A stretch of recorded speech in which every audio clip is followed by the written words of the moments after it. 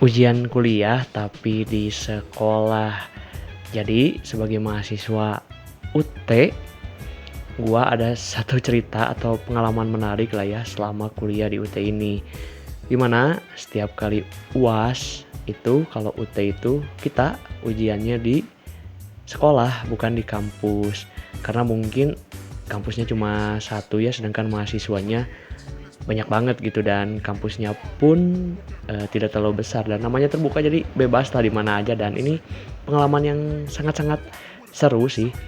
Sempat ujian di kampus itu pun cuma satu kali tapi dari dulu semester 1 sampai sekarang di semester 5 hampir setiap ujian, bukan hampir, setiap semester ujiannya memang di sekolah-sekolah. Jadi ya berkunjung di berbagai sekolah di kota Bandung ya.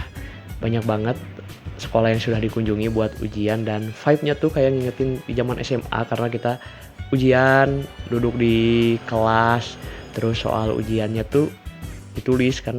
Kalau di UT sistem ujiannya ada banyak. Nah, kalau yang di sekolah-sekolah tuh ujiannya tetap muka dan sistemnya tuh nulis kayak LJU yang dibulet-buletin waktu kita ujian nasional, mungkin yang pernah mengalami ya ujian nasional. Nah, seperti itu sistemnya. Jadi cukup unik juga. Jadi mahasiswa tapi rasa kayak anak sekolah gitu.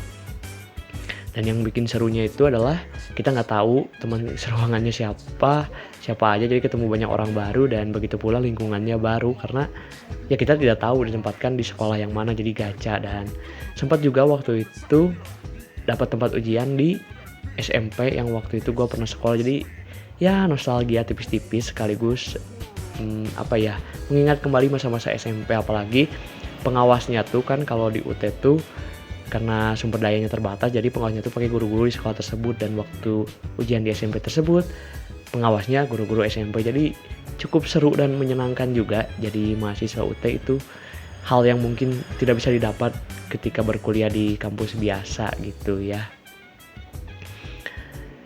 Oke, mungkin demikian dulu untuk cerita di video kali ini. Kalau kalian mungkin punya pertanyaan atau mungkin kalian punya ide buat ngomongin apa lagi di video selanjutnya, boleh tulis di kolom komentar.